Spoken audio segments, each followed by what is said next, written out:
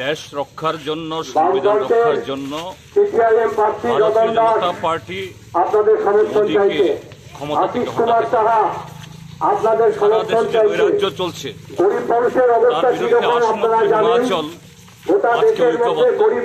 কাজে সেই বার্তা এই রামনগরে এবং ত্রিপুরার যে নৃত্যগণকে গত 6 বছর ধরে এখানে যে একটা অসম্ভব ধরনের একটা পরিবেশ চলছে, এ থেকে ত্রিপুরাকে মুক্ত করার জন্য একটা পদক্ষেপ হিসাবে এই নির্বাচন মানুষের সর্বোচ্চ গণতান্ত্রিক অধিকার যেটা প্রয়োগ করে সেভাবেই সারা দেশের সাথে তাল মেলাতে পারে সেই প্রচার।